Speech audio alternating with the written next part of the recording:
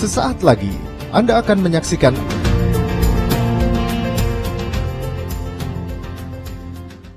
acara ini dipersembahkan oleh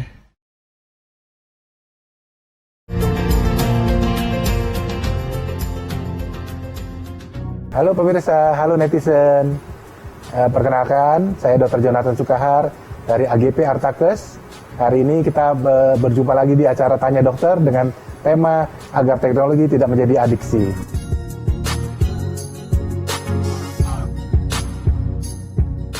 Pertanyaan dari netizen yang pertama adalah, Dok, kenapa sih main gaming online itu bisa menimbulkan adiksi, dan apa bedanya dengan kita zaman dulu yang dilarang nonton TV karena takut kecanduan? Nah, kita bahas dulu. Smartphone addiction adalah kecanduan HP, adalah sebuah perilaku keterikatan atau ketergantungan terhadap smartphone atau gadget yang mungkin menyebabkan masalah sosial seperti menarik diri, terus menurunnya performa, misalnya anaknya tadinya di sekolah nilainya bagus jadi menurun nilainya, terus menyebabkan gangguan impuls pada seseorang, misalnya sudah waktunya makan tapi dia nggak mau makan, lebih asik main HP daripada makan.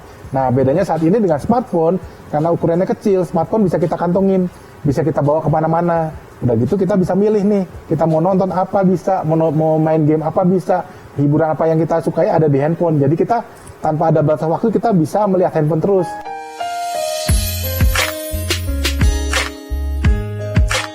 Dok, anak saya mengalami delay speech karena sama pembantu dikasih HP terus. Sekarang kalau nggak dikasih HP anaknya tantrum, baiknya gimana dok ya?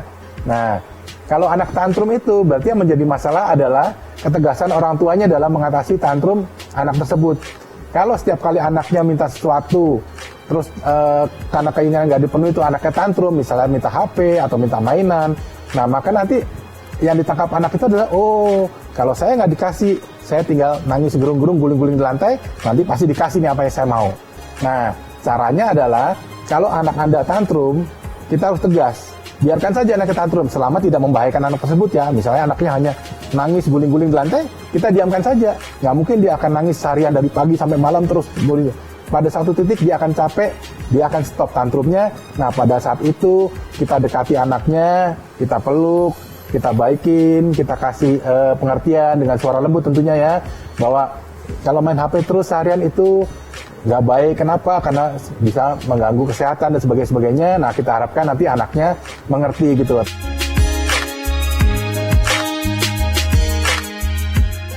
Pertanyaan selanjutnya ini ada yang bertanya juga, Dok, benar nggak sih WHO sudah resmi menetapkan kecanduan game online sebagai gangguan mental? Nah, ini agak kurang tepat ya kalau dibilang gangguan mental. Memang pada tahun 2018 dalam revisi International Classification of Disease yang ke-11 atau ICD-11, kecanduan game online telah dimasukkan sebagai suatu penyakit, tapi penyakit gangguan perilaku, behavioral disorder, bukan mental disorder, yang diakibatkan oleh kecanduan main game online. Jadi menurut WHO, kecanduan game online adalah suatu gangguan perilaku, bukan gangguan mental.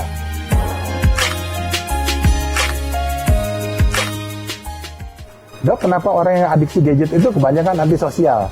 Nah, sebenarnya bisa dilihat dari dua sisi ya. Yang pertama adalah memang pada dasar orang tersebut memang sudah dari sananya udah antisosial. Jadi misalnya memang dia pemalu atau dia sulit bergaul, sehingga waktu dia ketemu HP dan ketemu gaming online, dia ketemu sesuatu yang nyaman, di mana dia tidak perlu berinteraksi dengan orang banyak. Tapi dia dengan main game ini dia merasa, oh saya udah nyaman di sini. Sehingga sepertinya terlihat sebagai dia antisosial, padahal memang dari sananya sudah seperti itu. Nah, yang sisi kedua adalah sebenarnya orangnya supel, pandai bergaul, tadinya banyak teman, kesana kesini, bisa ngobrol dengan asik. Tapi begitu dia kena kecanduan game online, dia lebih banyak memprioritaskan waktunya untuk main game online. Jadi misalnya temannya datang nih, ayo kita jogging hari Minggu, atau kita bersepeda bareng hari Minggu.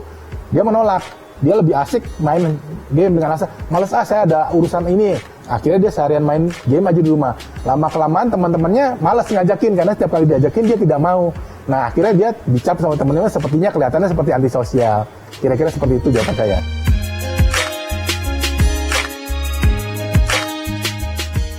Dok, selain mengganggu kesehatan mental, dampak gadget bagi kesehatan apa lagi?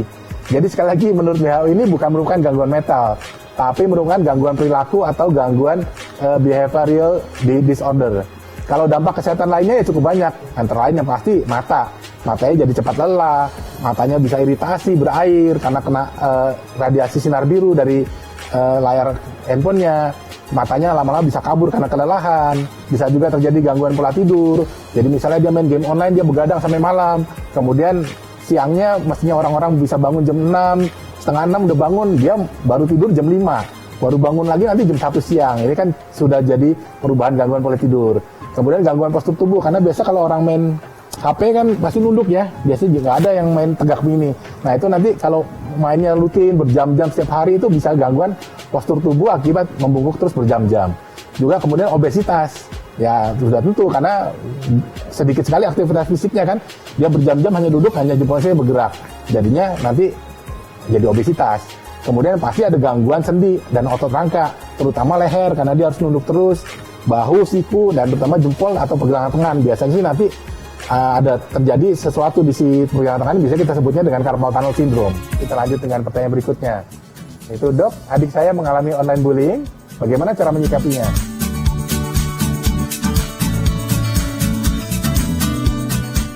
Jadi online bullying di media sosial, cara menyikapinya adalah dengan memberikan pengertian pada adiknya bahwa online bullying itu tidak baik.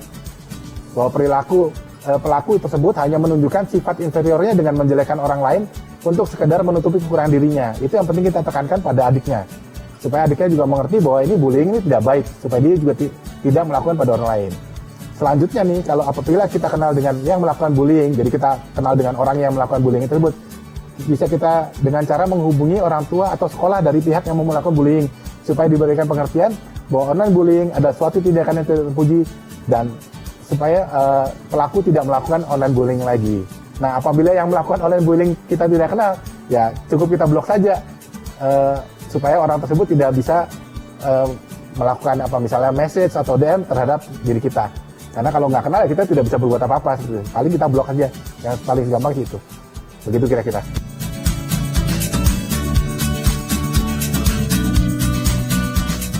Pertanyaan berikutnya adalah bagaimana cara mendisiplinkan screen time anak agar tetap terkontrol. Nah, nomor satu sebagai orang tua yang harus menjadi role model atau contoh yang baik. Bagaimana caranya mau melarang anak apabila kita sendiri sepanjang hari tidak bisa lepas dari handphone? Oke, berikan reward apabila anak berhasil disiplin dengan screen time yang telah disepakati. Jangan lupa juga untuk memberikan sanksi bila si anak melanggar kesepakatan yang ditetapkan. Jadi misalnya sudah ditetapkan sehari hanya boleh 2 jam, antara misalnya jam 6 sampai jam 8.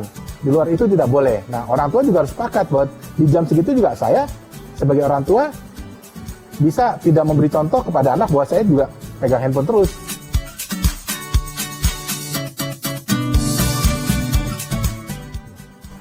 Kita lanjutkan dengan pertanyaan berikutnya. Di masa pandemi ini, orang tua menjaga anak agar tetap di rumah. Tentu anak bosan. Bagaimana caranya agar tidak melulu pegang gadget? Nah, supaya anak nggak bosan, nggak pegang gadget terus di rumah, kita harus perbanyak interaksi dengan anak. Misalnya, sediakan waktu untuk bercanda dan bermain dengan anak. Ajak lakukan aktivitas bersama, misalnya bermain di luar, luangkan waktu untuk membantu pekerjaan di rumah anak. Atau bisa juga kita ajak main board game, seperti misalnya main Monopoly, atau main Halma, gitu, yang kira-kira sesuai dengan umurnya. Atau kita bisa juga ajak anak untuk membantu pekerjaan rumah tangga yang ringan.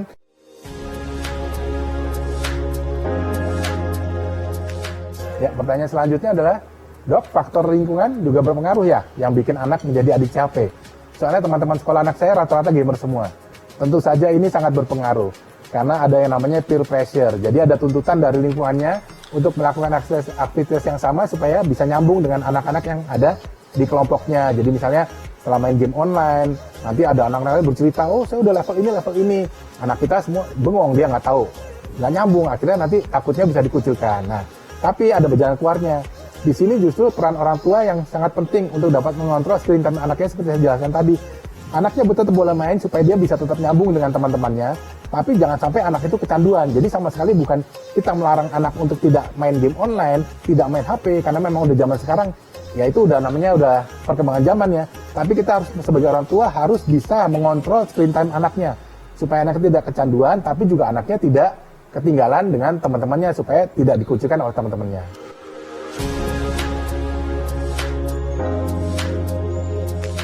Pertanyaan berikutnya, Dok, adik saya kena MAH karena suka abai makan gara-gara fokus main HP atau game online. Bagaimana cara mengatasinya?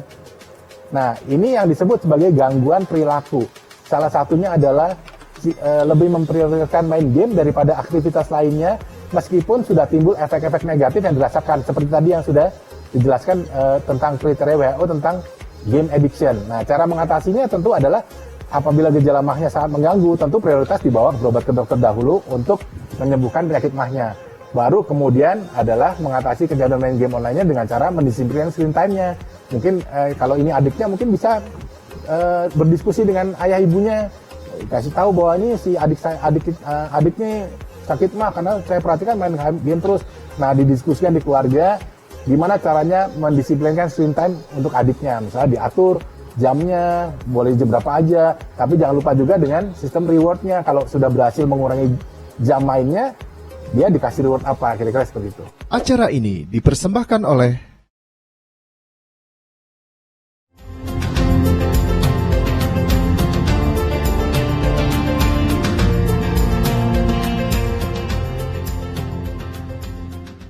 Kembali lagi dengan saya, Dr. Jonathan. Kita masih tetap dengan topik yang sama. Kita lanjutkan pertanyaan berikutnya. Nah, ini saya ingin merubah adiksi anak saya. Bagaimana cara yang terbaik? Apakah dikurangi secara bertahap atau langsung dengan aturan strict?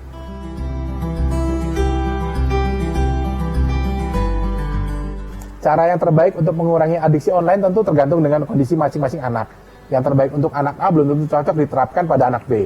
Orang tua yang harus lebih paham karakter dari anaknya masing-masing dan situasi di dalam keluarga atau rumahnya. Kalau bicara dengan yang berhubungan dengan psikologis anak, ya tentu saja dikurangi secara bertahap mungkin menjadi pilihan yang bisa diterima oleh si anak maupun si orang tua. Karena kalau misalnya kita langsung kurangin, biasa dia main game bisa 5 jam satu hari, atau kita ambil HP-nya, tentu anak akan menjadi kurang senang ya dengan tindakan seperti ini.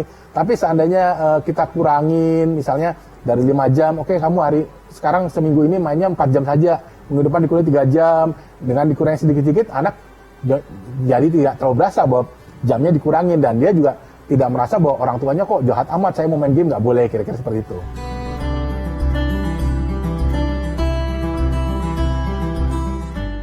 Pertanyaan selanjutnya, Dok, apa dampak anak-anak yang terpapar game online dengan kekerasan atau seksisme? Nah, ini beberapa penelitian ilmiah yang saya baca menyebutkan tidak ada dampak bermain game online dengan kekerasan.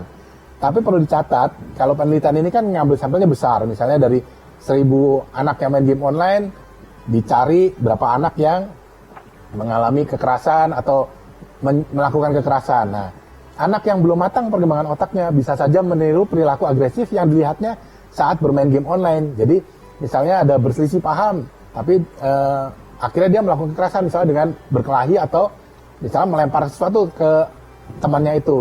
Nah, tapi secara umum sih belum ada bukti yang membuktikan bahwa game online itu bisa menimbulkan atau mendorong anak untuk melakukan kekerasan. Hanya pada kasus tertentu yang tercatat kemungkinan besar disebabkan oleh akibat bermain game yang ada unsur kekerasannya. Kira-kira seperti itu.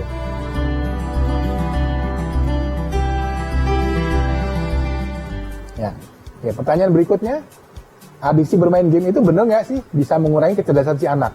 Nah, ini kembali lagi belum ada penelitian ilmiah yang menyebutkan bahwa kecanduan game online bisa mengurangi kecerdasan anak, dalam hal ini ukuran IQ-nya ya. Malah dari literatur penelitian yang saya baca, justru para pemain PC game online yang di PC itu justru rata-rata orang yang ber-IQ tinggi. Tapi bukan berarti karena main PC game online bisa meningkatkan IQ tinggi ya. Memang dari sananya mereka IQ-nya tinggi karena jadi bisa main game online dengan baik. Nah, tapi kalau yang dimaksud mengurangi kecerdasan dalam artian menurunkan prestasi akademis atau nilai pelajaran di sekolahnya menurun, tentu jelas bisa.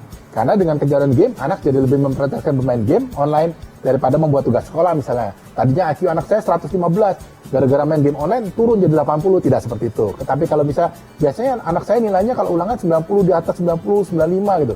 Tapi sejak kecanduan main game online, nilainya turun jadi 60, 65. Nah, itu karena memang dia kurang belajar karena sibuk dengan main game online-nya, bukan berarti kecerdasannya menurun.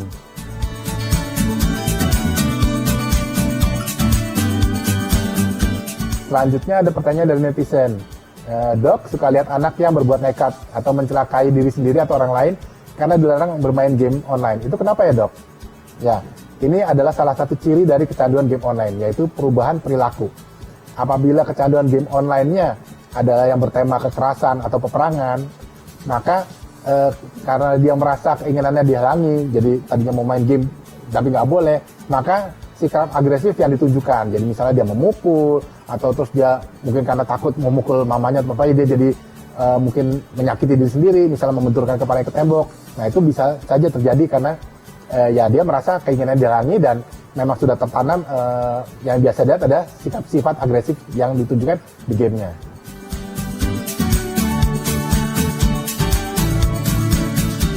Ini ada lagi pertanyaan dari netizen, kenapa orang tua sekarang seperti kehilangan kreativitas dok ya, nggak kayak orang tua zaman dulu. Jadi maunya simpel aja, mau bikin anak diem, ya kasih gadget, selesai. Nah kalau kita perhatikan ya, karena kalau kita perhatikan justru sekarang ini orang tuanya juga sibuk dengan gadgetnya masing-masing. Pernah lihat nggak di mall? Ada sebuah restoran, ada keluarga, ayah ibu dengan 3 anak. Semuanya sibuk pegang HP masing-masing sambil makan. Tidak ada interaksi satu sama lain. Nah, sedangkan begini, kalau ayahnya, ibunya saja sendiri sibuk dengan gadgetnya, tentu tidak bisa memberikan perhatian pada anaknya, zaman sekarang ya. Sedangkan anaknya butuh perhatian dari orang tuanya. Saat anaknya mencari perhatian dari orang tuanya, malah dianggap rewel. Nah, sehingga untuk mendiamkan, nih HP, udah diem. Nah, bedanya dengan orang tua zaman dulu apa? Orang tua zaman dulu tidak pegang HP. Jadi saat anak minta perhatian, maka orang tuanya bisa langsung memberikan perhatian dengan mengajak bermain, mengajak bercanda, membacakan buku, atau misalnya anak sekedar bertanya hal yang sepele, bisa langsung dijawab. Nah,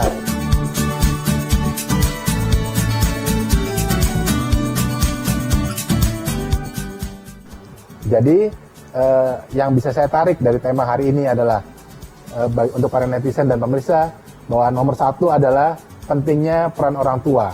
Dalam arti apa? Nomor 1 adalah memberikan contoh sebagai role model bahwa kita harus bisa mengurangi kecanduan HP kita. Kalau kitanya sendiri sebagai orang tua tidak bisa menyingkirkan HP, bagaimana kita bisa menyuruh anak kita untuk dia juga tidak kecanduan HP. Nomor 2, perlu ada persuasif pada anak, pelan-pelan. Jangan langsung dicabut HP-nya, nggak boleh main HP sama sekali. Tentu akan nanti takutnya ada perlawanan dari anak. Nah, dengan cara kita melakukan menasihati, terus kita membuat kesepakatan mengenai screen time segala macam. Nah, tentu saja ini perlu perhatian dan pengawasan dari orang tua. Serta kalau anaknya sudah berhasil meninggalkan kecanduan HP-nya atau mengurangi jam bermainnya, tentu kalau bisa kita akan berikan reward sesuai dengan yang disukai dengan anak itu. Baik netizen dan pemirsa, demikian kira-kira sharing dan jawaban dari saya. Semoga bisa menjawab semua pertanyaan yang diajukan oleh netizen sekalian. Terima kasih.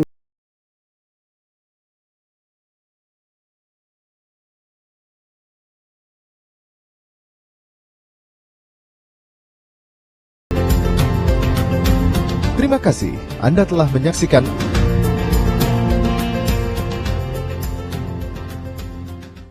acara ini dipersembahkan oleh